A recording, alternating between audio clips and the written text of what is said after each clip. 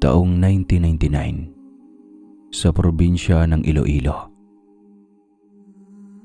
Farah, apo, bumangon ka na sa higaan mo. Maaga pa ang klase mo, nakahanda na ang agahan. Si Farah ay anak ng kanyang ina sa pagdadalaga. Magmula noong ipinanganak siya, ang kanyang lola Binyang na ang nagpalaki at nag-aruga sa kanya. Ang kanyang ina ay pariwara at kung sino-sinong lalaki lang ang kinakasama. Sa kabila ng kanyang katandaan ay napipilitan si Binyang na mamasukan bilang labandera para matustusan ang pag-aaral ng kanyang apo. Sa kabila ng sakripisyo ng matanda ay nagagawa pa siyang lokohin ni Farah. Sa katunayan ay kailangang magdoble kayod ng matanda para matugunan ang kanyang mga pangangailangan. Walang pakundangan ng dalaga kung humingi at inaaway pa ang matanda kapag walang maibigay. Nagkandakuba na ang matanda sa paghahanap buhay para lang masunod ang layaw ni Farah. Ang araw na linggo sana ay nakalaan sa kanyang pahinga, pero minabuti niyang tumanggap pa rin ng labada para madagdagan ang kanyang kita. Ay nako lola, panira ka ng araw. Inaantok pa nga ako eh. Nakakainis ang bunganga mo. Tumahimik ka nga. Pagkasambit ni Farah ng mga katagang iyon, ay padabog siyang bumangon. Diretso siya sa hapagkainan para tignan ang ulam. Itlog at tuyo na naman lola. Wala na bang iba? Pasensya ka na apo. Mamaya pa ibibigay ng amo ko ang aking bali. Hayaan mo at bibili ako ng masarap na ulam mamaya bago ako umuwi. Hindi man lang nagawa ni Farah na buhatin sa lababo ang kanyang pinagkainan nang matapos itong kumain. Agad siyang tumayo sa hapag pagkatapos na mabusog. Ang matanda naman ay nagmamadaling ligpitin ang mesa. Kailangan pa niyang gumayak para pumasok sa trabaho. Hihintayin niya lang na makaalis si Farah papunta sa paaralan bago pumunta sa bahay ng kanyang amo. Dalaga na si Farah, subalit ang matanda pa rin ang nagbabalot ng kanyang baon. Hindi man lang ito makatulong sa matanda sa gawaing bahay. Mahalin tulad sa isang tagasilbi ang turing niya sa matanda. Pagkatapos ni Farah na gumayak, ay agad siyang humingi ng baon sa matanda. Dagdagan mo ang baon ko lola dahil nahihiya na ako sa aking mga kaklase. Sila panay sandwich sa recess habang ako nagtitiis sa turon. 20 na lang apo ang pera ko. Dito ko pa kukunin ang pamasahe ko papunta sa trabaho. Binibilang ni Lola Binyang ang kanyang pera na mga barya. Hanggang sa hinablot iyon ni Farah, lahat at walang itinira sa matanda. Magsasalita pa sana si Lola Binyang, pero tuloy-tuloy sa paglalakad ang dalaga. Hindi na siya nag-aksayang ng oras para magpaalam sa matanda. Napaiyak na lang si Lola Binyang habang tinataktak ang kanyang bag.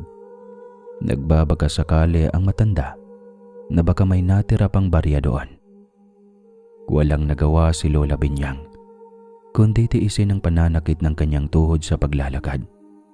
Inubos ni Farah ang kanyang natitirang pera, kaya wala na siyang pagpipilian kundi ang maglakad. Ganoon ang kanyang buhay dahil batid niya na wala naman siyang magagawa.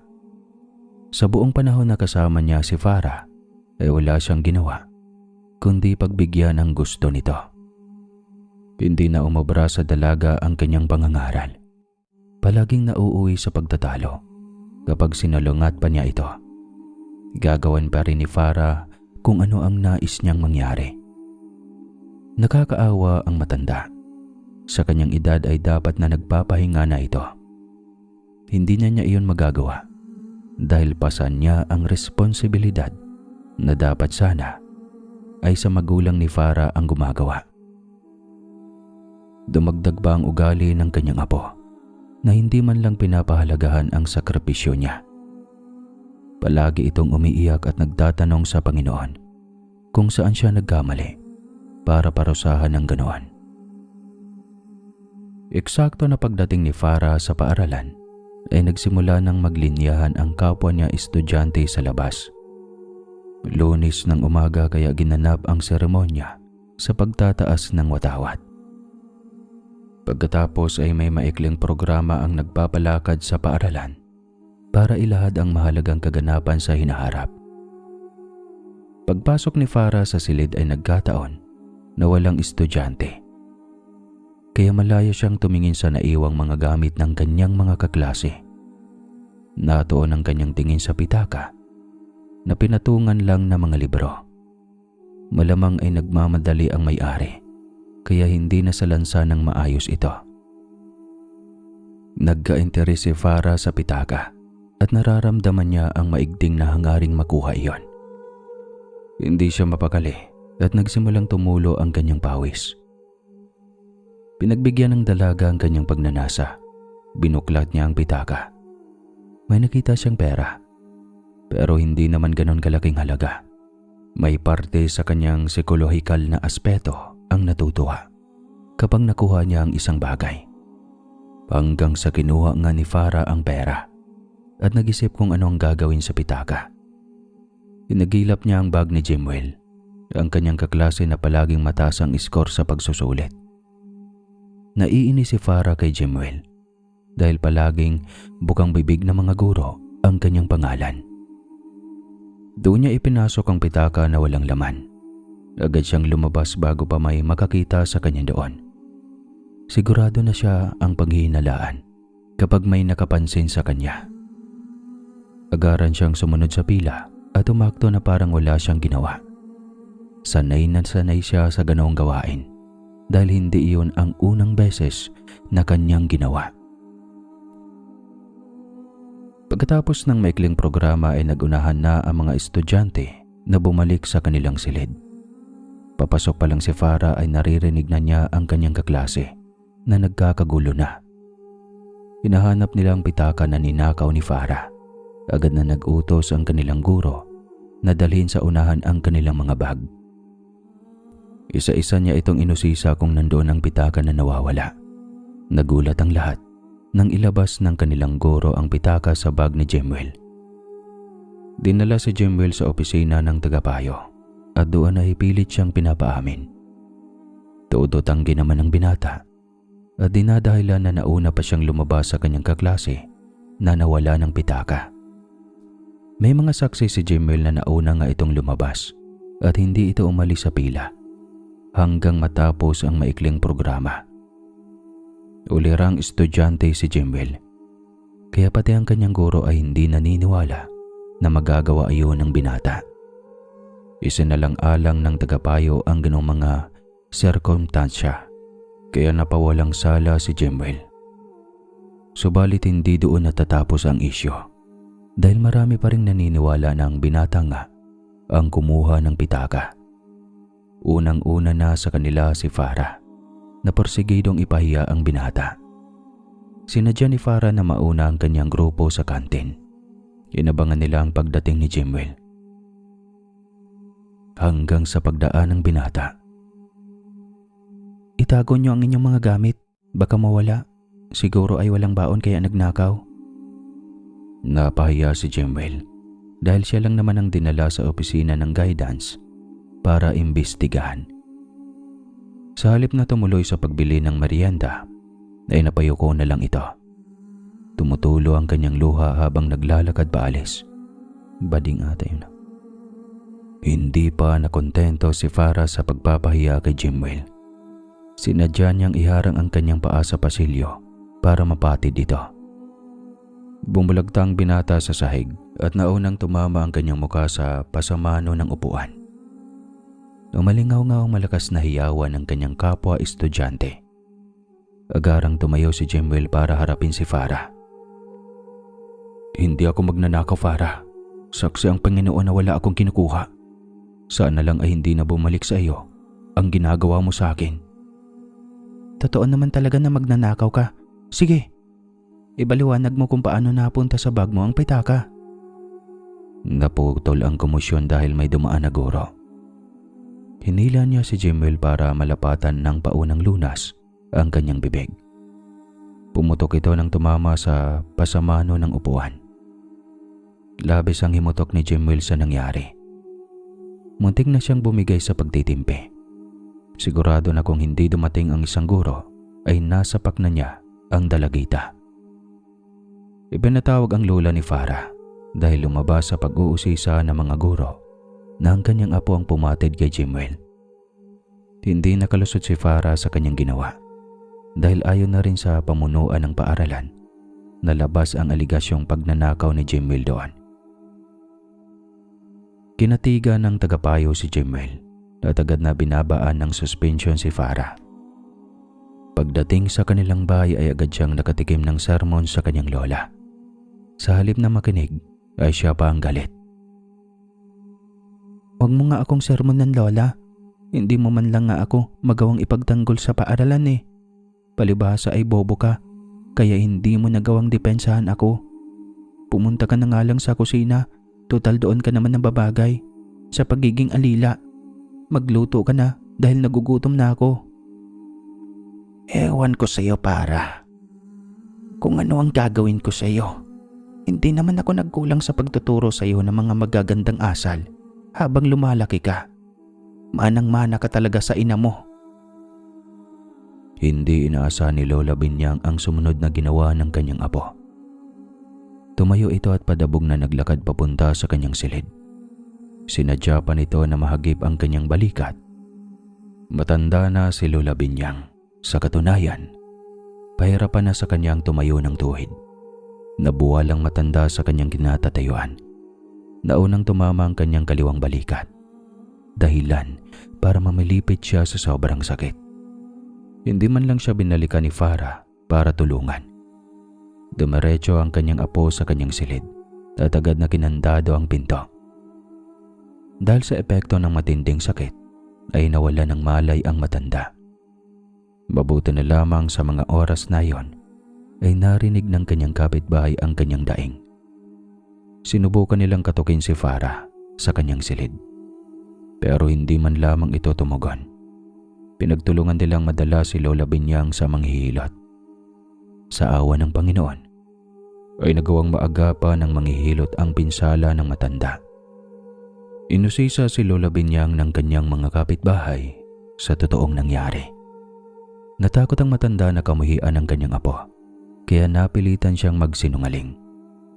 Nagdahilan siyang nadulas kaya tumama ang kanyang balikat sa sahig. Hindi naman kumbinsido ang kanyang kapitbahay dahil bago mangyari iyon ay narinig nilang pagtatalo ni Lola Binyang at ng kanyang apo. Subalit minabuti nilang igalang ang desisyon ng matanda. Baliktarin man ang sitwasyon ay mananatili pa rin niyang apo si Farah.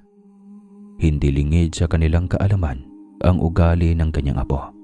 Sa katunayan ay labis ang kanilang pagkahabag sa matanda. Pinagtulungan nilang maihatid ang matanda sa kanyang bahay. Pagkarating niya doon ay wala man lang siyang nadatna na pagkain. Tahimik na ang silid ni Farah, kaya tiyak na mahimbing na ang tulog ng kanyang apo. Nagmagandang loob na lang ang kanyang kapitbahay na lutuan si Lola Binyang ng lugaw bago umalis. Minsan ay naiisip ni Lola Binyang na mabuti pa ang ibang tao ay may pakialam sa kanya kumpara sa kanyang apo. Panginoon, ano ba ang ginawa ko para parusahan mo ako ng ganito? Naging tapat naman ako na alagad.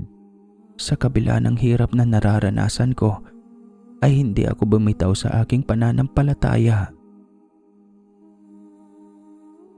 Panginoon na lamang ang nakakaalam ng hirap at pagtitiis ng matanda. Ayaw niyang ilahad sa madla ang totoong ugali ng kanyang apo. Nangingibabaw pa rin ang kanyang pagmamahal para dito. Patuloy si Binyang na umaasa na isang araw ay magbago ang kanyang ugali. Kinabukasan ay pinilit ni Binyang ang bumangon. Kahit nararamdaman pa niya ang kirot sa tuwing igagalaw ang kaliwang balikat. Suspendido si Farah sa loob ng 1 linggo, kaya kailangan niyang magluto ng pagkain hanggang sa tanghalian. Titiisin niyang pananakit ng katawan para makapasok lang sa trabaho. pareho silang magugutom ng kanyang apo kapag lumiban siya sa trabaho. Pagkatapos magluto ay nauna siyang kumain para makapaghanda sa pag-alis. Kailangan niyang maabutan ng kanyang amo para makahiram ng pera. Aalis na ang matanda ng kanyang matuklasan na nawawala ang natitira niyang pera. Sinadya niyang itabi iyon para mayroong pamasahe kinaumagahan. Dalawa lang sila ni Farah na nakatira sa kanyang bahay, kaya sigurado na ito na ang kumuha. Pinuntahan niya ang silid ni Farah para mabawi ang kanyang pera. Suspendedo itong pumasok kaya hindi niya kailangang bigyan ito ng baon. Pagkabukas ni Lola Binyang ng pinto sa silid ni Farah ay lalo siyang nanghina. Wala ang kanyang apo at nandoon pa ang basang tuwalya na basta na lang itinapon sa sahig. Napaupo na lang si Lola Binyang sa papag na higaan ni Farah dahil sa panlulumo. Kailangan na naman niyang maglakad papunta sa bahay ng kanyang amo. Swertehan na lang kung may makadaan at pasakayin siya ng libre. Kaya naman wala siyang magawa kundi ang naglakad na lang. Nung halos nasa 1 kilometro na mahigit ang nilalakad ng matanda, nang madaanan siya ng kanyang kapitbahay. Namamasada ito ng tricycle, kaya kapag nagkataon na makita niya ang matanda, ay pinapasakay niya ito ng libre. Malayo pa lang ay nakilala na ni Ray kung sino ang naglalakad. Agad siyang bumusina at itinabay ang tricycle sa mismong kinatatayuan ng matanda.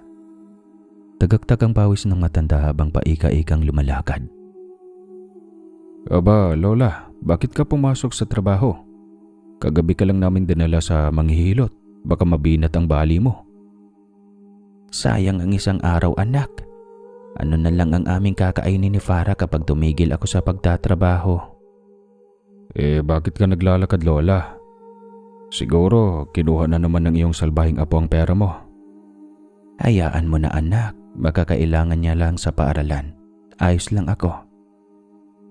Napailing na lang si Ray habang nagkakamot sa kanyang ulo. Bilib na bilib siya sa pagiging hudlom ng apo nito. Umiiwas din sila ng mga kapitbahay na tahasang sabihin sa matanda ang kasamaan ng kanyang apo. Sigurado na ang matanda lang ang masasaktan sa huli. Tumutulong na lang sila sa abot ng makakaya nang walang salita. O sige, halika na, Lola. Hatid na kita. Malayo pa ang kailangan mong lakarin. Panginoon na lang ang bahalang gumanti sa kabaitan mo, anak. Palagi mo na lang akong sinasakay ng libre. Pagkarating ni Lola Binyang sa bahay ng kanyang amo, ay agad silang may napansin na kakaiba sa matanda. Istrikto ang kanyang parehong amo, pero maayos ang pakikitungo sa kanya. Mahabang panahon na rin ang kanyang paninilbihan sa kanila. Manang Binyang, may iniinda ka bang sakit? Kanina ko pa napapansin na kaluwang kamay ang ginagamit mo sa pagtatrabaho. Hindi ka naman kalawete. Pasyensya ka na, Sir Henry. Nadisgrasya kasi ako kagabi. Nadulas ako habang papasok sa banyo. Hindi ka na sana pumasok sa trabaho, Manang. Maiintindihan naman namin kung sakaling magpahinga ka. Sige na. Ako na ang bahalang tumapos sa niluluto mo na agahan. Umuwi ka at magpahinga.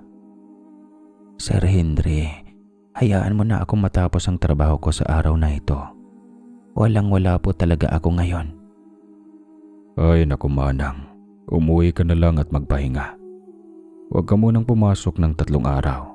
Huwag kang mag-alala.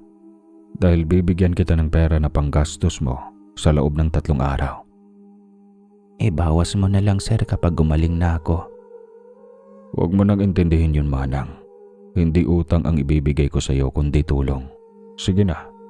Magdala ka na rin ng 3 gatang na bigas at tigta-3 na dilata at noodles. Bumili ka ng gamot para hindi lumala ang sakit mo. Maraming salamat, Sir Henry. Panginoon ang bahalang gumanti sa kabutihan niyong mag-asawa. Sige naman, Manang Binyang. Aakyat lang ako sa taas para kunin ang perang ibibigay ko sa iyo. Kailangan na nakahanda ka na kapag bumaba na ako dito.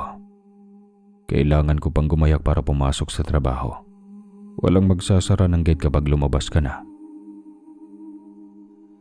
Ganoon ang amo ni Lola Benyang. Palaging istrikto at prangka sa pagpuna sa kanilang nakikita. Sa kabila ng kanilang katayuan sa buhay, ay hindi pa rin nila nakakalimutan ang pakikipagkapwa-tao. Matagal na si Lola Benyang sa kanila. Kaya kahit matanda na ito, ay patuloy pa rin nilang pinapayagan na magtrabaho. Pinapahalaga nila ang tiwala na pinatunayan ng matanda sa loob ng maraming taon. Agarang umuwi si Lola Benyang sa pagtanggap niya ng 200 piso na tulong ng kanyang amo. May dala na rin siyang bigas na higit pa sa 1 linggo bago nila maubos. Dumaan lang ang matanda sa palengke para bumili ng ulam. Wala naman siyang gamot na kailangang bilhin dahil hindi naman siya nagpakonsulta sa doktor. Pagtitiisan na lang niya ang halamang gamot na kanyang kinagisnan. Si Farah naman ay maagang umalis para isakatuparan ang kanyang plano. Magdamag siyang hindi nakatulog dahil sa nangyari. Gustong-gusto niyang makaganti kay Jimwell na kanyang kaklase. Sinadya niyang pumasok ng maaga para walang makapansin sa kanyang gagawin. Dahil baka kapag may makakakita sa kanya ay palalabasin siya, ay bawal na siyang pumasok nun. Kinuha niya ang ultimong 20 pesos na natitira sa lagayan ng kanyang lola para mayroong pamasahe. Pagkarating sa paaralan ay dumiretso si Farah sa kanilang silid.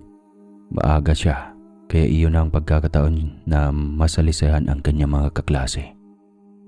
Nung tumunog ang hudyat para pagsisimula ng flag raising ceremony at susundan muli ng maikling programa, nagtakbuhan ang mga estudyante para pumaroon. Tiniyak ni Farah na walang tao bago lumabas sa kanyang pinagtataguan. Pinaggasihan niya ang katawan niya sa lagayan ng mga walis at iba pang gamit sa paglilinis.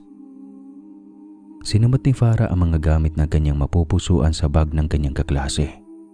Kinuha niya ang kanilang mga pera at iba pa nilang mga gamit. Pagkatapos sa mga pitaka na kinukuhanan niya ng pera, ay kanyang inilipat sa bag ni Jimwell. Dinuraan pa niya ang mga baon ng kanyang kaklase. Agad siyang palihim na lumabas at agad na tumakbo papunta sa likod ng kanilang paaralan. Doon ay inakyat niya ang pader para makatakas. Walang kaalam-alam ang kanyang mga kaklase na habang abala sila sa harapan, ay may ginagawa na itong kabalbalan. Muling nagkagulo sa loob ng kanilang silid at muling napahiya na naman si Jimwell. Suspendido si Farah kaya hindi natuon sa kanya ang pangyayari. Si Jimwell ang naging sentro ng imbestigasyon na mariin naman niyang itinatanggi. Labis-labis ang kahiya na inabot ni Jimwell, dahilan para maagang umuwi ang kawawang binatilyo. Si Farah naman ay nagdiwang kaya dumiretso siya sa isang mall sa siyudad ng Iloilo. Nakahima siya ng 200 mula sa mga baon ng kanyang kaklase. Bumili siya ng mga kung ano-anong mga pagkain. Hanggang naubos ang kanyang pera, kaya noong mapadaan siya sa lagayan ng pampaganda, ay nakaramdam siya ng pananabik. Gumana na naman ang kanyang sakit, dahilan para magsimula siyang pawisan. Pilit niyang nilalabanan ang kanyang sarili. Pero sa huli, ay nananaig pa rin ang kanyang kondisyon. Inalagay ni Farah sa kanyang biniling bag ang iba't ibang uri ng pampaganda. Ang buong akala niya na makakalusot siya sa nakabantay na sikyo. Pagkalabas ni Farah ay agad siyang hinatak ng nakabantay na security guard. Tumangka pa siyang makawala pero may nakaabang na sa kanyang paligid. Pinagtulungan siyang madala sa isang opisina para kalkalin ang kanyang gamit. Doon nakuha ang kanyang mga ninakaw. Nakarecord ang buong pangyayari at kitang-kita ang kanyang ginawa. Dahil minor de edad ay nagdesisyon ang pamunuan ng mall na dalhin si Farah sa istasyon ng pulis. Napilitan siyang sabihin kung saan ito nakatira. Pagkarating sa bahay, nakaramdam si Lola Benyang ng takot nang bumungad sa kanyang harapan ng 3 pulis. Napaiyak na lang ang matanda noong malaman niya ang ginawa ng apo. Hindi pa maayos ang kanyang pakaramdam pero pinilit niyang sumama sa istasyon ng pulis. Nagkaharap-harap sila sa istasyon ng pulis at pilit na pinapabayaran sa matanda ng 20 na beses ang ninakaw ni Farah. Nagmamakaawa ang matanda na ibalik na lang ang kinuha ni Farah at huwag nang pabayaran sa kanya. Isinasalaysay ng matanda kung paano napunta sa kanyang pangangalaga ang apo. Halos lumuhod ang kaawa-awang matanda sa pamunuan ng mall at kapulisan. Sa huli ay nagpasya ang hepe na pumagitna sa dalawang panig. Sinabi niya sa pamunuan ng mall na walang kakayahan ang matanda na bayaran ang ninakaw ng kanyang apo. Sa katunayan ay nagambagan pa sila doon para itulong sa matanda. Ang hepe ang kumausap sa nagpapalakad sa mall. Pumayag naman ito na ibalik na lang ang ninakaw ni Farah at huwag nang magbabayad. Bilang kapalit ay sinigurado ng hepe na pangangaralan ang dalagita. Si Farah naman ay pinagalitan at sinabon ng sermon ng hepe. Nakayuko lang ito at hindi makaharap ng tuwid sa pulis na kumausap sa kanya. Lola, namimihasa ang apo mo dahil nasanay. Sa susunod ay hayaan mo siyang harapin mag-isa ang kalokohang ginagawa niya. Maiintindihan namin kapag ginawa mo iyon. Sa edad mo dapat ay nagpapahinga ka na. Naisip ko na rin iyon, sir. Pero hindi talaga kinakaya ng konsyensya ko eh. Bahala ng Panginoon para sa akin. Sakaling mawala man ako sa mundo, basta wala silang maisumbat sa akin. Ginawa ko naman ng lahat kahit gustong-gusto ko nang magpahinga. At ikaw, Iha, hindi ka ba naawa sa lola mo? Sana man lang ay iniisip mo ang sakripisyo niya para mapalaki ka. Dahil kung tutuusin, ay wala na siyang responsibilidad sa iyo. Kasalanan ng magulang mo kung bakit naging ganito ang buhay mo. Sana man lang ay mahiya ka. Sa halip na magpasalamat at tulungan mo ang lola mo, dumagdag ka pa sa pasanin niya.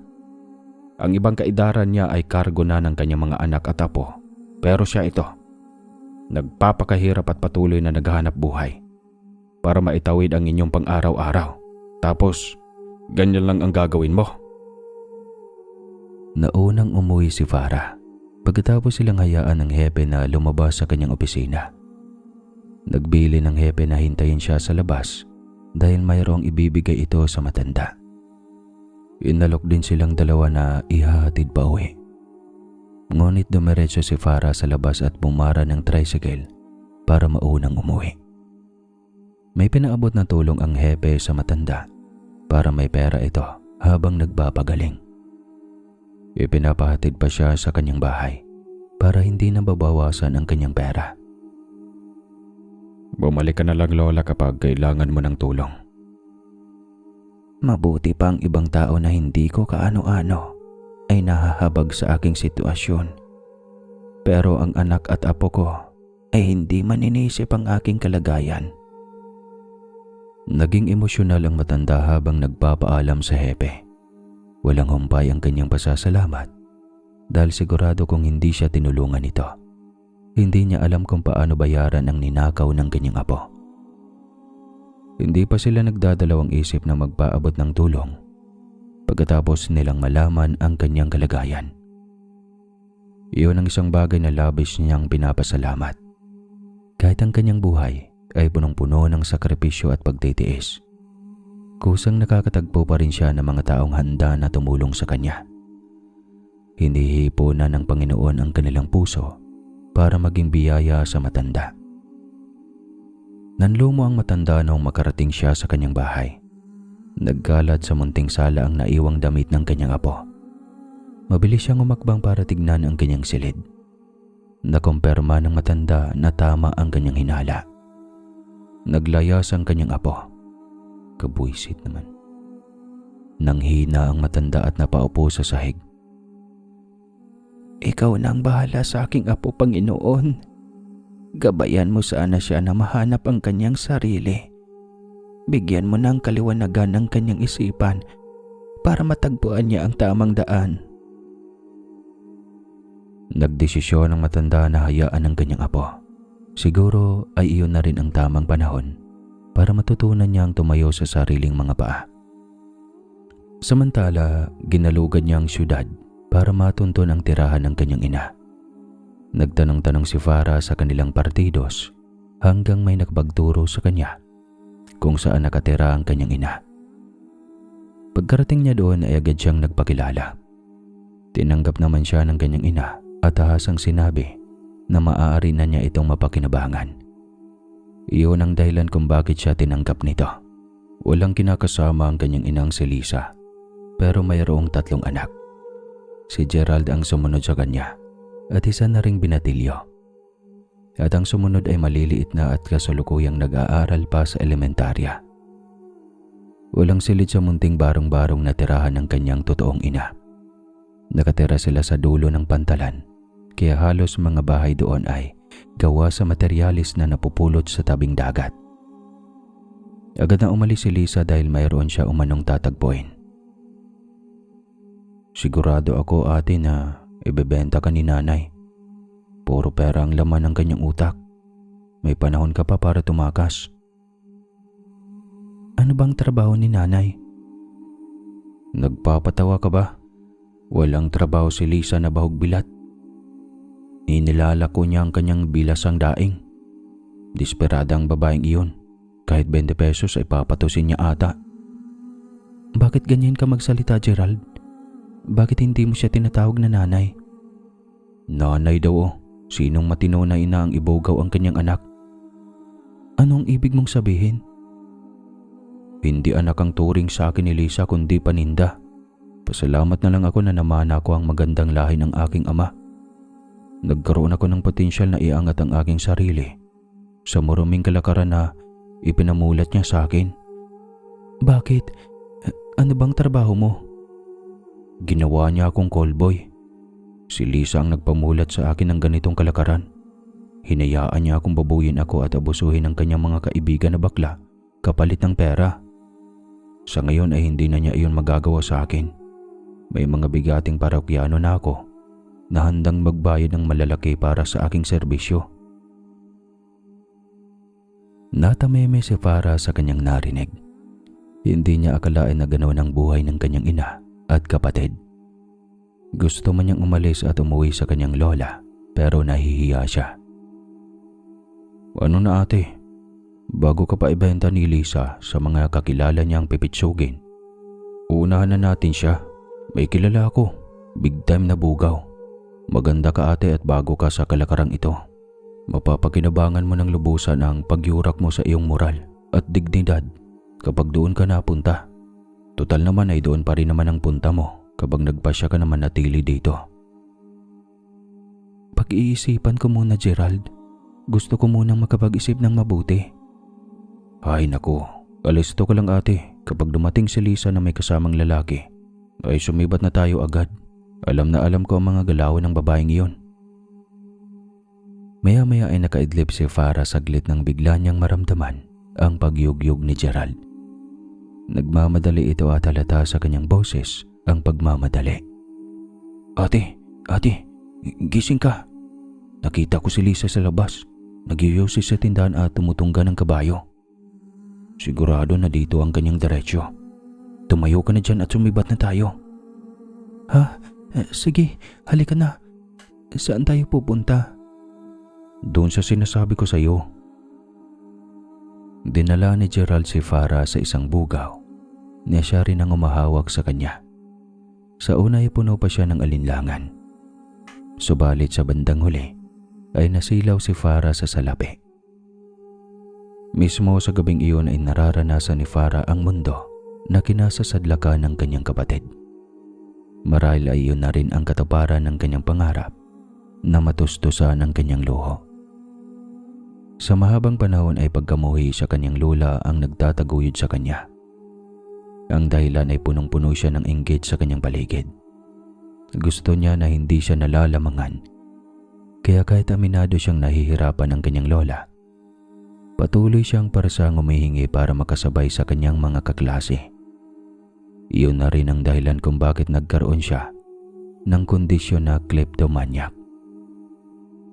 Sa katagalan ay hindi natawag ng kanyang pagiging maluho ang tumutulak sa kanya para gawin iyon. May kung ano sa kanyang sarili ang napupunan kapag ginagawa niya iyon. Minsan ay hindi naman niya gaanon kailangan, pero sa tuwing nakakakuha siya ng isang bagay, may kakaibang ginhawa itong nahahatid sa kanyang isipan. Kalaunan ay kanyang natuklasan sa paaralan na may ganoong kondisyon, kalintulad sa nangyayari sa kanya.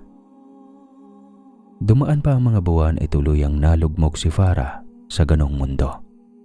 Ang pagbibigay ng panandaliang aliw sa mga parokyano na handang lumustay ng kanilang salapi. Kapalit ng bawat serbisyo ni Farah ang mahalaking halaga. Tuluyan na niyang binago ang kanyang sarili. Nagagawa niyang mabili ang mga material na bagay na dati ay hanggang tingin lang siya. Isang araw ay nadatnyan niya si Gerald na kanyang kapatid na sobrang galit. Anong nangyari, Gerald? Bakit ang init ng ulo mo? Hayop talaga yan si Lisa. Pati ang kapatid natin na walang muwang ay balak pang ibenta. Mabuti na lang dumating ako dahil kung hindi, sigurado sa oras na ito ay pinagpapasapasahan na ng mga hayop na iyon ang kapatid natin. Nag-iintriga naman tayo ng pera ha. Hindi pa ba iyon sapat? Paano magiging sapat yun? Maliban sa droga ay sumusugal pa. Walang sapat sa pagmumukha ng babaeng iyon. Kailangan na talaga natin silang ilayo kay Lisa bago pa sila gumaya sa nangyari sa atin. Kaso, saan naman natin sila dadalhin? Ang unang taong pumasok sa isipan ni Farah ay ang kanyang lola Binyang. Pinagsisisihan na niya ang kanyang ginawa. Sana kung nakinig lang siya sa kanyang lola, ay hindi siya humantong sa ganong sitwasyon. May alam ako. Sino ate? Sigurado ka ba sa kaligtasan ng ating dalawang kapatid kapag dinala natin sila doon? Oo, dahil doon ako mismo galing, Gerald. Ako lang ito ang pasaway kaya napariwara. Sigurado ako na masigit pa sa kalinga ang maibibigay niya sa ating kapatid, kundi dalisay na pagmamahal. Nagsisisi ako pero huli na ang lahat. Marahil ay ito nang dahilan kung bakit ako napariwara. Napunta ako sa sitwasyon na ito para matagpuan ko kayo na aking mga kapatid. Sino nga ate? Si Lola Binyang ang nagpalaki sa akin, Gerald. Binusog niya ako ng pagmamahal pero sinayang ko lang iyon. May lola pala tayo ate. Ang tagal na natin magkasama pero hindi mo man lang siya naikwento sa akin. Nahihiya ako, Gerald. Nahihiya ako sa ginawa ko sa kanya. Ano pa ang hinihintay natin? Umalis na tayo bago pa bumalik si Lisa dito. Puntahan na natin si Lola na tinutukoy mo. Nagmadali na nag-impake ang magkapatid at agad na umalis. Pagkarating ni Farah sa bahay ng kanyang Lola Binyang ay nagdalawang isip pa siyang tumuloy. Hindi pa siya handa na makaharap ang kanyang Lola Binyang. Humugot muna siya ng malalim na hininga bago humakbang sa munting bakuran ng kanyang lola. Marahan siyang kumatok sa nakapinid na pinto. Pagkalipas ng maikling sandali ay dumungaw ang kanyang Lola Binyang sa pinto. Nag-uunahang pumatak ang luha sa mga mata ni Farah. Sa mahigit na 1 taon na nawala si Farah, ay kanyang napagtanto kung gaano siya nangungulila sa kanyang Lola Binyang. Malabo na ang mata ng matanda, kaya kinakailangan pa niyang tignan ng mabuti si Farah bago nakilala. Malaki na rin ang ipinagbago ni Farah simula nang siya ay umalis. Gumanda ang katawan, pumuti, gumanda ang muka, pero bulok na ang gitna. Ikaw na ba iyan, Apo? Hindi na halos kita nakilala. Lalo kang gumanda, Apo. Biglang nanumbalik ang sigla sa mukha ng matanda. Pagkakita niya sa kanyang apo na naglayas noon, nabaling ang atensyon ng matanda sa isang binata at 2 bata na kasama ni Farah. May kasama ka yata, Apo. Mister mo ba ang kasama mo?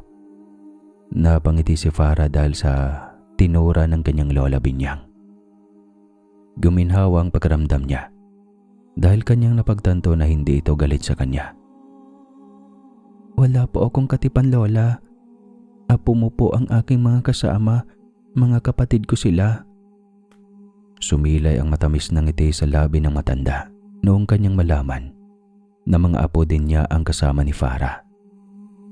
Agarang binuksan palalo ng matanda ang pinto para makapasok ang kanyang mga apo. Hala, sige, pasok, pasok kayo mga apo. Mabuti na isipan niyong dalawin ako dito. Salamat dahil bago man lang ako mamatay ay nakilala ko kayo. Inakbayan ni Gerald ang matanda para alalayan sa kanyang paglalakad. Lola naman, bago pa lang nga tayo nagkasama. Matagal pa tayo magsasama. Hindi ka pa mamamatay, Lola. Pinauna nilang kumain ng dalawang bata at si Lola Benyang naman, Gerald at si Farah ay masinsinang nag-uusap. Doon ay sinalaysay ni Gerald ang dahilan kung bakit biglaan ang kanilang pagdating. Makikita sa mata ng matanda ang kalungkutan habang isinasalaysay ni Gerald ang kalagayan ni Lisa na kanyang anak. Hindi na nagbago si Lisa. Nalulungkot ako kung bakit naging ganun ang takbo ng kanyang buhay. Hanggang ngayon ay patuloy kong tinatanong ang aking sarili kung saan ako nagkamali. Walang problema sa iyo, Lola Benyang. Sobra-sobrang pagmamahal na ipinaramdam mo sa akin, sa amin. Ang diferensya, Lola, ang biilin ko lang sa aking mga kapatid na huwag tularan ng kamalian ko noon.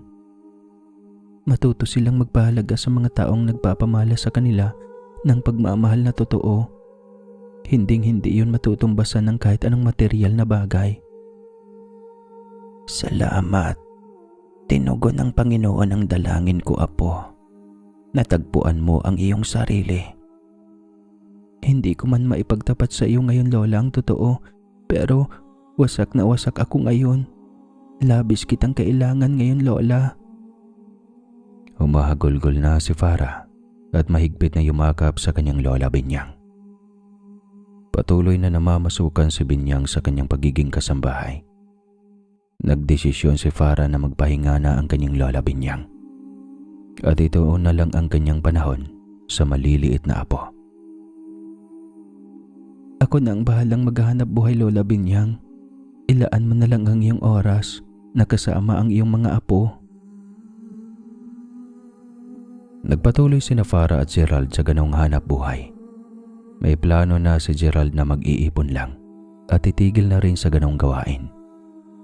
Sa kabila ng ginawa ni Lisa ay hindi naman nila tuluyang itinakwil na magkapatid.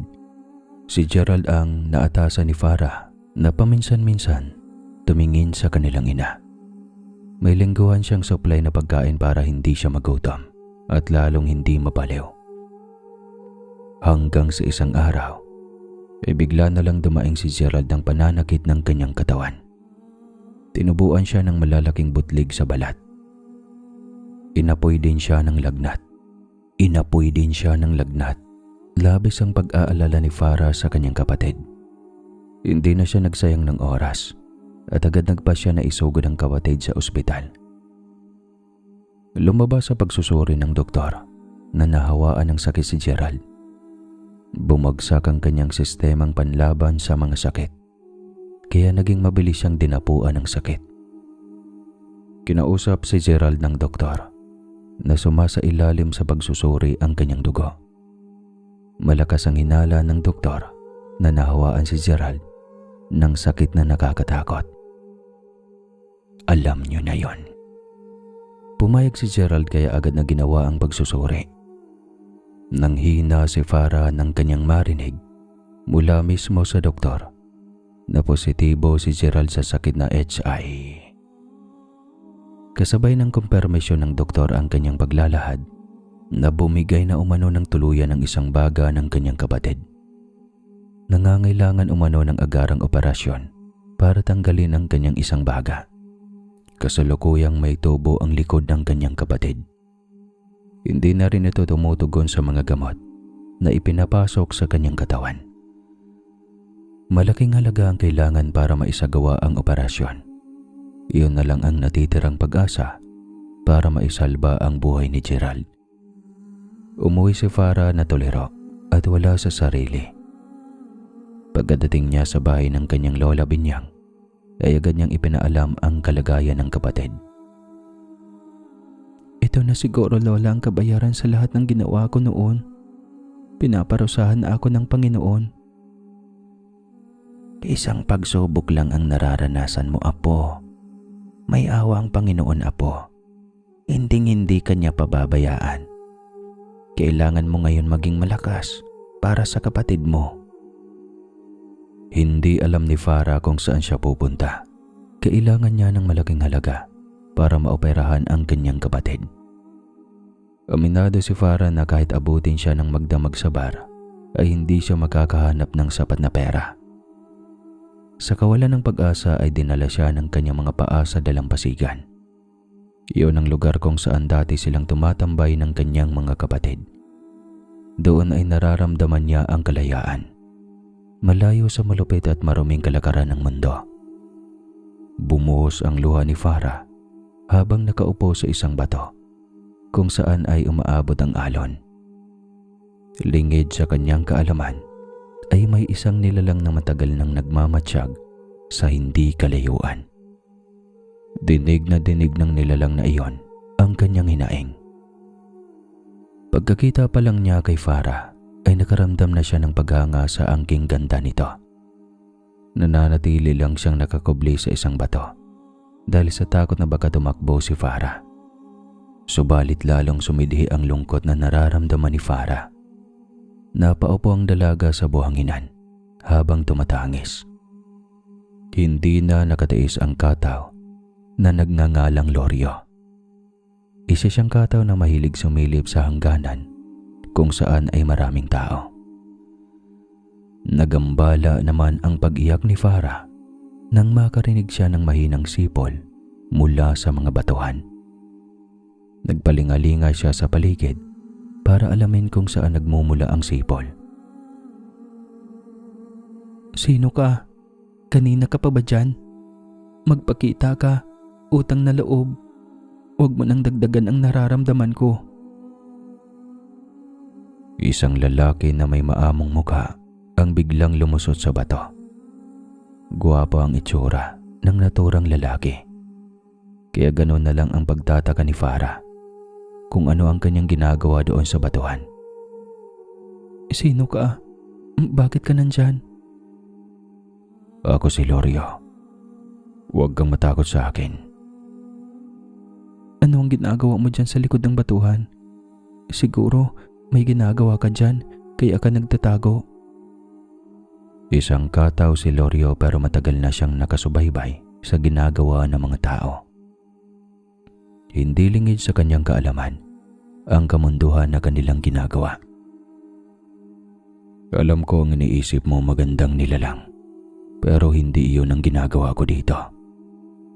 Tingnan mo nga nakahubad ka pa.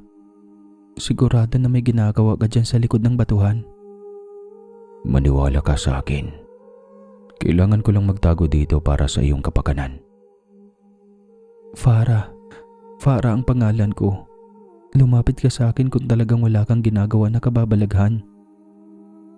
Nag-aalangan si Loryo na lumapit, kaya pinilit niya si Farah na mandatili siya doon habang sila'y nag-uusap. Malamang ang kailangan lang ni Farah sa mga oras na iyon ay isang kaibigan na handang makinig sa kanyang hinaing sa buhay. Sa kanilang pag-uusap ay binanggit ni Loryo na handa siya nitong tulungan sa kanyang problema. Ipinagtapat ni Farah na kailangan niya ng malaking halaga para matustusan ang operasyon ng kanyang kapatid. Nag-aalangan pa si Farah na maniwala na tutulungan siya ni Loryo. Unang pagkikita pa lang nila iyon, kaya nakapagtataka na tutulungan siya nito. Hindi ako naniniwala, Loryo, na tutulungan mo ko. Unang pagkikita pa lang natin ito, kaya nakapagtataka na nag-aalok ka na kaagad ng tulong sa akin. Sigurado na may dahilan ka kung bakit mo ko tutulungan. Maniwala ka sa akin, Farah. Labis lang akong nahabag sa sitwasyon mo, kaya nagpasya akong tulungan ka. Paano mo ko matutulungan? Ayaw mo ngang lumabas dyan sa likod ng batuhan. Halika kasi dito.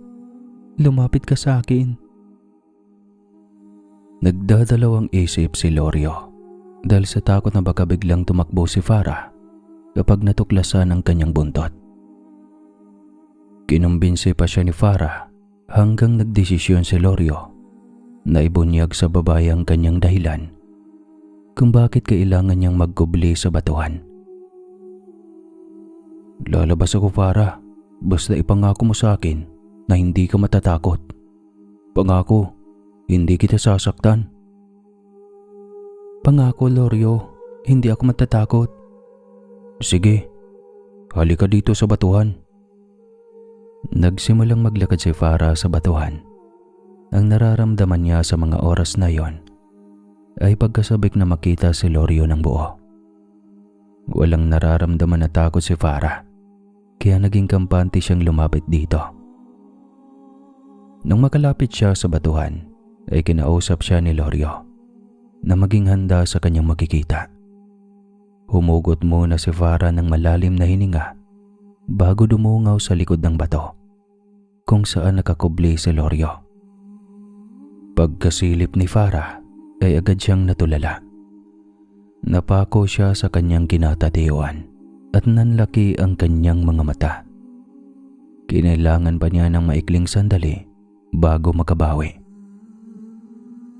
May buntot ka, Lorio. Anong nilalang ka? Huwag kang matakot sa akin, Farah.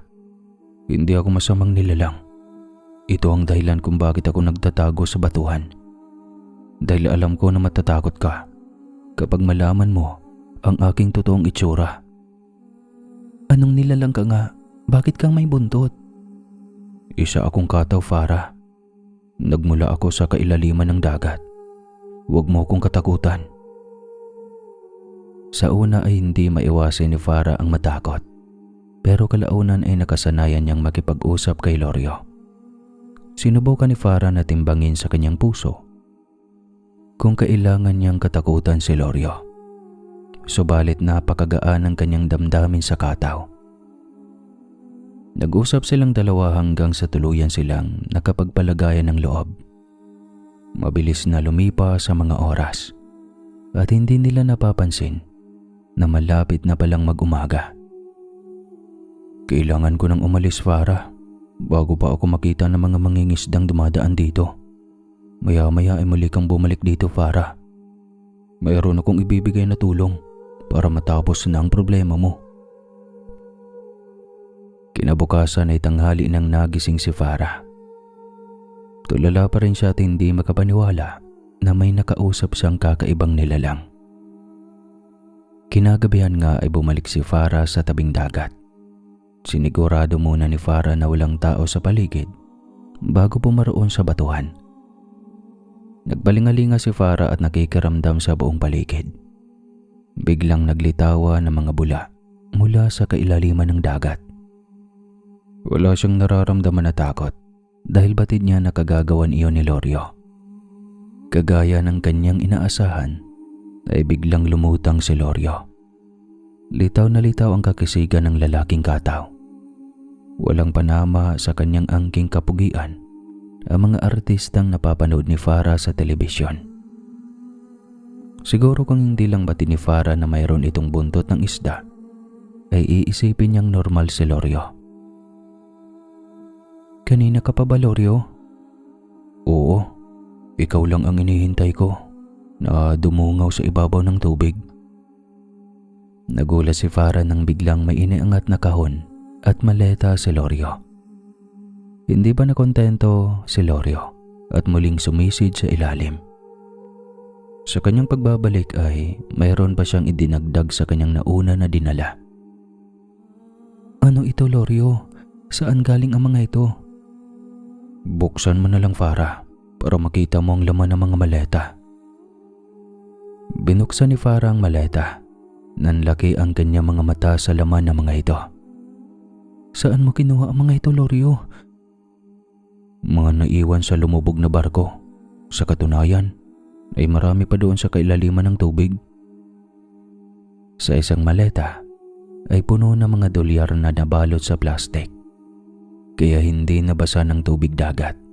Sa ikalawang maleta naman ay puno ng mga alahas. Ibibigay mo ba ito sa akin, Lorio? Oo, Farah. Pinaghirapan kong pasukin ang mga barko sa kailaliman ng dagat para matagpuan ko iyan. Alam ko na mayroong halaga ang mga iyan sa inyong mundo. Hindi ko alam, Lorio, kung paano kita pasasalamatan. Malaking tulong ito para sa pagpapaopera ng aking kapatid. Sa katunayan ay sobra-sobra na ang lahat ng ito. Sinabi mo sa akin na gustong-gusto mo ng magbagong buhay, Farah. Ito na ang tamang pagkakataon para simulan mo na iyon. Sige na, Farah. Puntahan mo na ang iyong kapatid. Kailangan na gumaling na siya sa lalong madaling panahon. Nagpaalam si Farah at nangako kay Lorio na muling babalik pagkatapos ng operasyon ni Gerald. Nagmadaling iniuwi ni Farah ang 2 maleta na puno ng pera at alahas. Pag-uwi ay agad siyang gumayak para balikan si Gerald na kasalukuyang nasa ICU. Isang masamang balita ang gumimbal kay Farah. Hindi na umano kakayanin ni Gerald na sumasa ilalim sa operasyon dahil pati ang kanyang isang baga ay bumigay na din.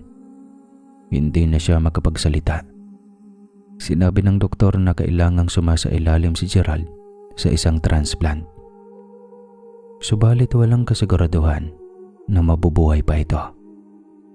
Kasalukuyang kumataw si Gerald at tanging makinarya na lamang ang bumubuhay sa kanya. Kinumbinsi si Farah ng doktor na tanggalin na lang ang makinarya at hayaan na itong magpahinga. Himala na lang umano ang maaaring magpagaling sa kondisyon ni Gerald. Subalit hindi sumuko si Farah. Sinabihan niya ang doktor na handa itong magbayad basta wag lang tanggalin ang aparato. Nagdesisyon si Farah na muling bumalik kay Lorio para humingi ng tulong. Umupo siya sa batuhan para abangan ang pagdating ng kataw. Hindi lumipas ang buong gabi na hindi dumadating si Lorio. "Oh, bakit ka bumalik agad, Farah? Nararamdaman ko ang iyong lungkot. May nangyari bang masama sa iyong kapatid?" Ipinagtapat ni Farah ang kalagayan ng kanyang kapatid. Labis na naawa si Lorio kay Farah kaya nagdesisyon siyang tulungan ito. "Huwag ka nang umiyak, Farah. Tutulungan kitang malunasan ang sakit ng iyong kapatid. May paraan pa para gumaling siya." "Totoo, Lorio? May pag-asa pa na gumaling ang aking kapatid?" "Oo, Farah. May pag-asa pa na gumaling ang iyong kapatid. Bukas ay muli kang bumalik dito." Kinabukasan nga ay muling bumalik si Farah. Ganoon na lang ang kanyang pagkagulat nang mabungaran niya si Lorio na hubot-hubad. Kitang-kita ni Farah na may pagmamalaki si Lorio sa kanyang hinaharap. "Paano ka nagkaroon ng mga paa, Lorio?" "Mahabang istorya, Farah. Ang mahalaga ay gagaling na ang iyong kapatid." Tumayo si Lorio para maglakad, kaya kaagad siyang pinigil ni Farah. "Hindi ka maaring maglakad ng nakaganyan. Hintayin mo ako dito. Kukuha lang ako ng damit sa bahay. May malalaking damit doon si Gerald na kaseha sa iyong katawan." Nagmadaling umuwi si Farah para kumuha ng damit. Tinulungan niya si Lorio na makasuot ng damit. "Kailangan kong mapuntahan ang kapatid mo, Farah, para maibigay ko sa kanya ang lunas na makakasalba sa kanyang buhay. Ngayon pa lang ay nagpapasalamat na ako sa iyo, Lorio, sa tulong na ibinibigay mo sa aking pamilya." Hindi na nagsayang ng oras si Farah. Agad silang pumaraon sa ospital para puntahan si Gerald. Pagkadating nila, ay may inilabas na isang maliit na bote si Lorio. Ginagawa niyang kwintas ang bote.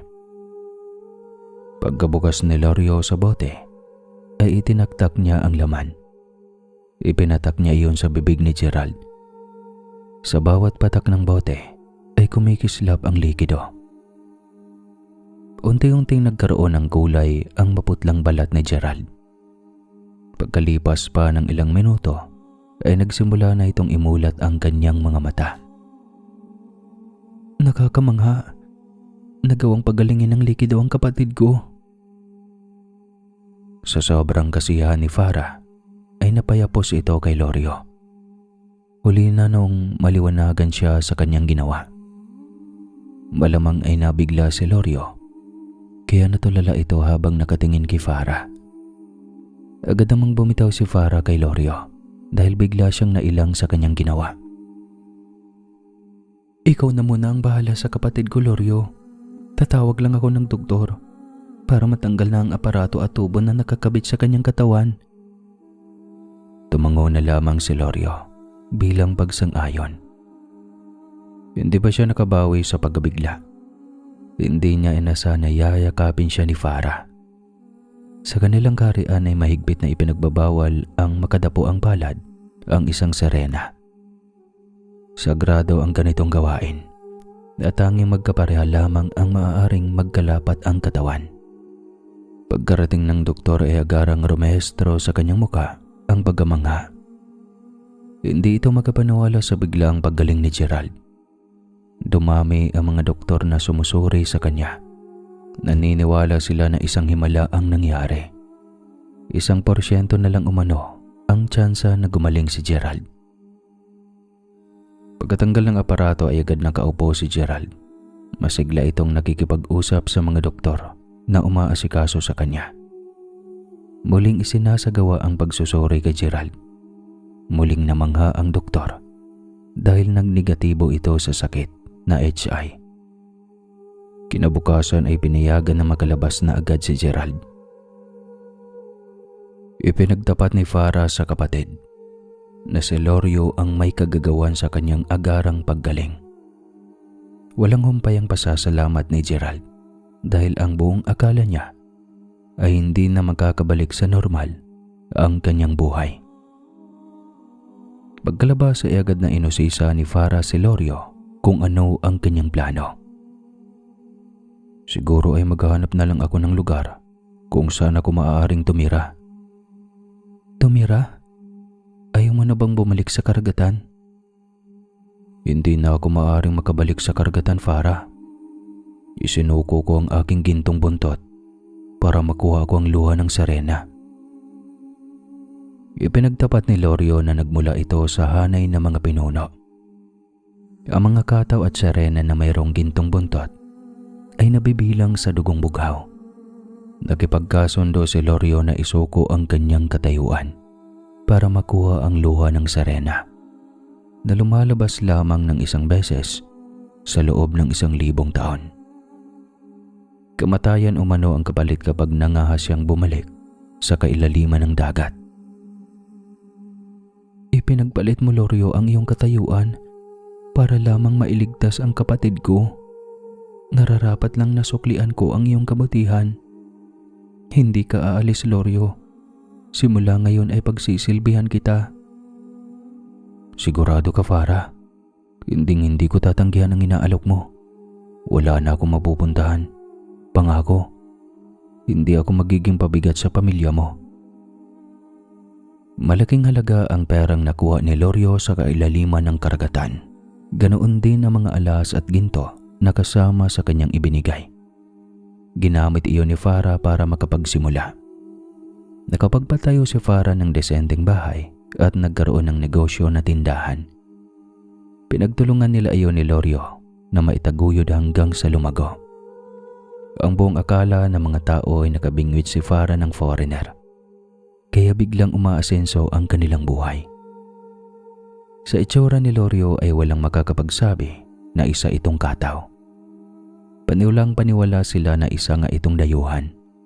Dahil palaging magkasama ay nagkahulugan ng loob si Lorio at Farah. Hindi naglaon ay nabuntis si Farah.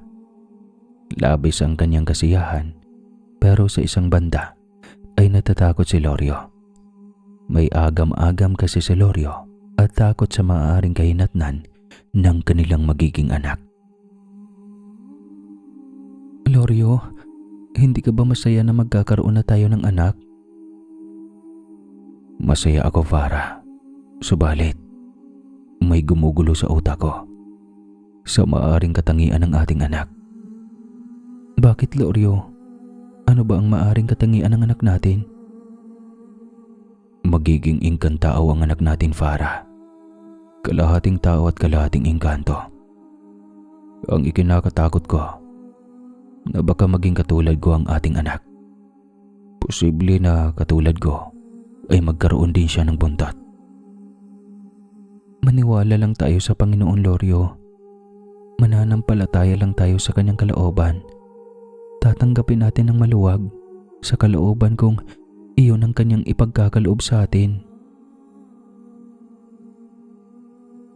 Sa pagdaan ng mga buwan ay lalong sumisigla ang kabuhayan na naipundar ng mag-asawa. Sa katunayan ay nagawang ipasok ni Farah ang kanyang inang si Lisa sa rehab. Iyon ang kondisyon ni Farah sa kanyang ina noong lumapit ito sa kanila. Pagkalipas ng ilang buwan at babalik-balik, tuluyang gumaling si Lisa. Nakikita naman ni Farah na seryoso ang kanyang ina na magkabawi. Siya ang umasikaso sa kanyang dalawang anak. Pati sa matanda ay bumabawi si Lisa. Matanda na si Lola Binyang, kaya unti-unti na siyang nagugupo ng katandaan. Si Gerald ay bumalik sa pag-aaral. Iyon ang ipinangako niya kay Farah noong tuluyan siyang gumaling. Sa isang banda ay malaking kaginawaan iyon kay Farah. Naroon na ang kanyang ina at hindi na niya kailangan na akuin ang kanyang responsibilidad. Nagagawa na niyang tutukan ang naipundar na kabuhayan at binubuo na pamilya. Itinuturing na malaking biyaya ni Farah si Lorio, isang huwara na mister na handang umalalay sa kanya. Ginagawa ni Lorio ang lahat para mapaunlad ang kanilang buhay. Habang lumalaki ang tiyan ni Farah, ay lalong nagiging masagana ang biyaya na pumapasok sa kanyang pamilya. Sumapit ang kabuuan ni Farah. Inaasahan ni Lorio sa paparating na kabilugan ng buwan ay manganganak ang kanyang asawa. Paglitaw ng buwan ay dumaing si Farah ng pananakit ng kanyang balakang. Hudyat na iyon ang kanyang panganganak. Biglang bumuhos ang malakas na ulan na sinundan ng walang humpay na kulog at kidlat. Ang mga punong kahoy sa paligid ay tinatamaan ng kidlat. Delikado kapag lumabas tayo. Wala na tayong pagbibilian kundi ang magkusa na paanakin si Farah. Huwag kang mag-alala, Nay. Ako ang nagpapaanak sa mga kasamahan ko noon. At nang lalaglag din ako. Magpakulo ka ng mainit na tubig at ilagay mo sa palanggana. Si Lorio naman ay hindi mapakali sa isang pwesto. Pabalik-balik ito sa loob ng bahay, kaya pinakalma siya ni Gerald. Kumalma ka nga, bayaw. Kayang-kaya ni nanay na paanakin si ate. Isang signos ang nagaganap, bayaw. Sigurado na umaabot na sa kailaliman ng karagatan ang pagsusungit ng panahon. May malulunod ngayon na barko. Maraming mangingisda ang mawawala. Anong ibig mong sabihin, bayaw? Ganito ang signos kapag may iniluluwal na katao o sirena na katulad ko na nakatakda na mamuno sa isang hanay. Ang ibig mong sabihin na isang katao o sirena ang iluluwal ni Farah. Napaupo si Lorio habang ang dalawang kamay ay nakasabunot sa kanyang buhok. Agad niyang kinausap si Gerald na maghanda ng malaking batya na mayroong laman na tubig. Ikaw na muna ang bahalang mag-abang sa panganganak ng ate mo, Gerald. Natatakot ako na baka kasusuklaman niya ako paglabas ng aming anak. Ikaw na ang bahalang magpaliwanag kay Lola Binyang at Nanay Lisa. Makalipas ang ilang oras, naging tama ang itinugda ni Lorio. Kasabay sa pagluwal ng sanggol ay nagbunyi ang karagatan. Isang malaking alon ang rumaragasa na umaabot sa kanilang loob ng bahay. Napasigaw ang matanda at si Lisa dahil sa labis na pagkagulat. Panandalian silang natakot dahil sa nasaksihan. Pagkalabas ng sanggol ay normal ang kanyang mga paa. Subalit bigla itong naging buntot ng isda noong malapatan ng tubig. Iyon ang dahilan kung bakit nakaramdam ng takot at pagkagulat ang dalawang babae na nag-iistima sa panganganak ni Farah. Lumabas ang sanggol na hindi gumagalaw. Halos 10 minuto na itong sinusubukan ni Lisa na tumugon. Nagsimula ng mangitim ang katawan ng sanggol. Doon na nakaramdam ng takot si Lorio. Kaya kaagad siyang pumasok sa silid para buhatin ang kanyang anak. Kailangan ng anak ko ng basbas mula sa karagatan. Iyon ang dahilan kung bakit umabot hanggang dito ang alon. Ano ang gagawin natin, Lorio? Kailangan ng anak ko ng tubig dagat para manumbalik ang kanyang buhay. Inalublob ni Lorio ang kanyang anak sa tubig na alat na dinala ng malaking alon. Agad umaalingaw-ngaw ang malakas na uyayin ng sanggol. Mababaka sa mga mata ni Benyang at Lisa ang pagtataka. Mga mata na humihingi ng paliwanag sa kababalaghan na kanilang natunghayan. Mabuti na lang noong mailabas ni Farah ang sanggol ay kasalukuyang binabayaw sila ng malakas na buhos ng ulan. At walang humpay na kulog at kidlat. Walang nakapansin sa palahaw ng dalawang babae na natakot sa kanilang nakita. Pansamantalang inilagay ni Lorio ang kanyang anak sa malaking batya. Tumigil ang pagyak ng sanggol dahil nakakahinga na ito ng maayos. Ano pa ang dapat naming malaman, Lorio?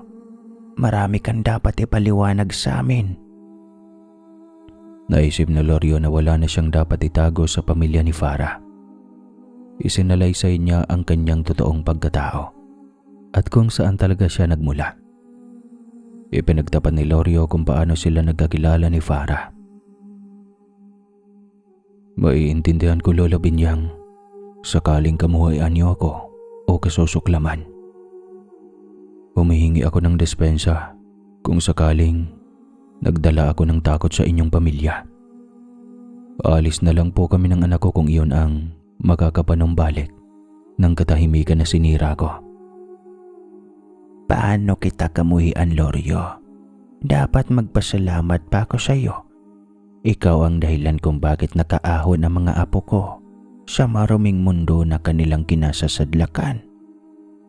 Huwag kang aalis, apo. Sasamahan ka naming harapin ang malaking hamon na ito sa iyong buhay. Naniniwala ako na may paraan para katulad mo ay makapamuhay ng normal ang anak mo. Hindi ko alam, Lola, kung paano ko iyon gagawin. Wala na akong sapat na kakayahan na bumalik sa kailaliman ng dagat, sa kaharian kung saan ako nagmula. Sa madaling salita, tanggap si Lorio ng buong pamilya. Kaya inalalayan nila ito upang maitago ang pagkakilanlan ng kanyang anak. Dumaan ang mga taon at lalong gumanda ang pamumuhay ng mag-asawang Lorio at Farah. Marahil ay tama ang paniniwala ng mga matatanda na kapag mayroong sarena na inaalagaan, ay naghahatid ito ng swerte.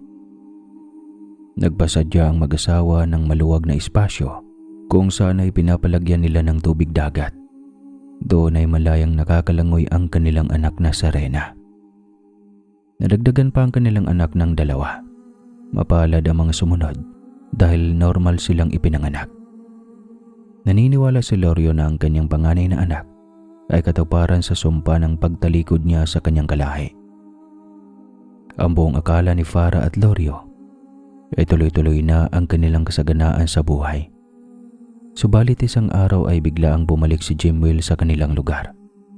Bumalik ang sakit ng kahapon na naging dahilan kung bakit hindi nakatapos ng kanyang pag-aaral si Jimwell. Habang naghihikaos ako sa buhay, Lolo Lading, inuulan ng biyaya si Farah. Hindi ko siya mapapatawad sa ginawa niya sa akin. Siya ang dahilan kung bakit nagkaletse-letse ang buhay ko. Nagtataka ang mga tao dito kung bakit ganoon kabilis ang kanilang pagyaman. Sino mag-aakala na ang dating pokpok ngayon ay ubod ng yaman? Ang nakakapagtaka dahil labis ang kanilang pag-iingat na mayroong makapasok sa kanilang bahay. Malakas ang hinala namin na mayroong itinatago na sekreto si Farah. Ganoon ba, Lolo? Ako ang tutuklas sa lihim ng babaeng iyon. Hindi nakapagtapos ng pag-aaral si Jemwell, kaya katulad ni Farah ay kapit sa patalim ang kanyang naging buhay. Pumasok siya sa grupo na gumagawa ng karahasan. Sangkot si Jemwell sa nangyayaring mga nakawan. Aktibo ang kanyang grupo sa pananambang. Iyon ang naging takbo ng kanyang buhay sa nakalipas na mga taon. Tinipon ni Jemwell ang kanyang grupo para sa isang misyon. Isang gabi na matahimik, palihim silang pumasok sa bahay ni Farah. Matapos nilang masamsam ang pera sa kanyang tindahan, ay dumiretso sila sa loob ng bahay. Doon nila nakita ang tinatagong sekreto ng pamilya. Naisip ni Jemwell na malaking pera kapag nahuli nila at maibenta ang sari ng anak ng mag-asawang Lorio at Farah. Walang bantay sa bahay kaya malayang nailalabas ni Jemwell at ng kanyang grupo ang bata. Isinilid nila ito sa sako at binuhat palabas sa malaking bahay. Pagsapit ng umaga, ay ginulantang ang buong pamilya sa pagkawala ng bata.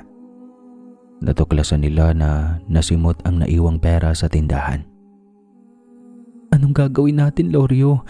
Paano natin mahanap ang anak natin? Anong sasabihin natin sa otoridad? Ako ang bahala, Farah. Hindi ako magdadalawang isip na lumuhod at magmakaawa sa aking mga magulang para tulungan nila tayong mahanap ang ating anak. Isinama ni Lorio si Farah sa dalampasigan para makipag-ugnayan sa kanyang magulang. Tinalikuran ni Lorio ang kanyang kalahi para matulungan lang noon si Farah. Inaasahan ni Lorio na pagagalitan siya ng kanyang magulang. Inilubog ni Lorio ang kanyang kwinta sa dagat. Pagkalipas ng maikling sandali, ay nagpakawala ng maraming bula ang dagat. Ano ang nangyayari, Lorio? Humanda ka, Farah. Makakaharap mo ang aking kalahi. Lumusong sila sa dagat para puntahan ako. Nagsiahon ang mga sirena at kataw na may gintong buntot sa dagat. Agad nilang inahayag ang kanilang galit kay Lorio. Subalit sa huli, nangingibabaw ang kanilang pagmamahal kay Lorio. Mayroon ng pamilya ang kanilang kalahi, kaya ipinaubaya na nila ito sa lupa. Pumayag ang kawa ng mga kataw na tulungan si Lorio, subalit may kondisyon silang inilapag bago nila ito tutulungan. Kailangan na ipaubaya nila ang kanilang anak sa dagat. Ang kanilang anak na panganay ang magiging kapalit ni Lorio sa katayuan na kanyang tinalikuran nun. Naniniwala ako, Farah, na magiging ligtas ang anak natin kung ipapaubaya natin siya sa karagatan. Doon ay malaya siyang makakapamuhay kasama ng kanyang totoong kaori. Masakit man, Lorio, pero naniniwala ako na iyon ang makakabuti sa ating anak. Sino ako para ipagkait sa kanya ang kalayaan na hindi natin kayang ibigay habang kapiling ko siya? Muling lumusong ang mga kataw at sirena sa dagat. Gumawa sila ng malaking alon na tatangay sa batang sirena na kinuha ni Jemwell. Umambalos ang malaking alon at tinangay ang bata mula sa lugar na pinagdalhan sa kanya ni Jemwell papunta sa karagatan. Pati ang mga grupo ni Jemwell na may kagagawan sa pagnanakaw at pagdukot sa bata ay tinangay ng malaking alon. Nagmamakaawa si Jemwell na patawarin ni Farah. Lorio, maaari ko bang hilingin na wag nang parusahan si Jemwell? Malaki ang pagkakasala ko sa kanya. Iyon lang ang tangi kong magagawa para makabawi sa kanya. Sa pakiusap ni Farah ay nakaligtas si Jemwell sa parusa ng mga kataw. Ang kanyang mga kasamaan ay binihag ng mga kataw para maging alipin. Ang kanilang panganay na anak ay tuluyang dinala ng kalahi ni Lorio na mga engkantong tubig nun. Hindi naman tuluyang ipinagkait sa kanila ang bata. Paminsan-minsan ay nakikita nila at nakakasalamuha ang bata. Si Jemwell naman ay tinulungan ng mag-asawa na makapagsimula ng panibagong buhay. Minsan talaga Ang isang tao ay nakakagawa ng kasamaan dahil sa malalim na sugat na iniwan ng nakaraan. Tanging kabutihan lamang at kapatawaran ang makakahilom sa sugat na iyon. Hindi pagkamuhi, galit, paghihiganti o anumang karahasan. Sa kasalukuyan ng mag-asawang Lorio at Farah, patuloy na namamayagpag sa dami ng negosyo na nagawa nilang masimulan at mapalago. Hindi lang kabuhayan nila ang umaangat, kundi pati ang mga pamilya na umaasa sa kanila. Naging mahirap man, madilim, puno ng pagsubok ang naging simula ni Farah. Sa huli ay nagawa pa rin niyang ipanalo ang kanyang buhay. Hindi man niya natagpuan ang kanyang kuswerte sa kagaya niyang mortal. Natagpuan naman niya ito sa isang nilalang na hindi niya aakalain na makapagpabago sa kanyang buhay. Sa aking giliw na mga tagapakinig, huwag mawala ng pag-asa. Nabigo ka man sa katulad mo na tao, malay mo. Ang iyong swerte pala ay nasa isang katao na naroon lang, naghihintay sa kailaliman ng karagatan.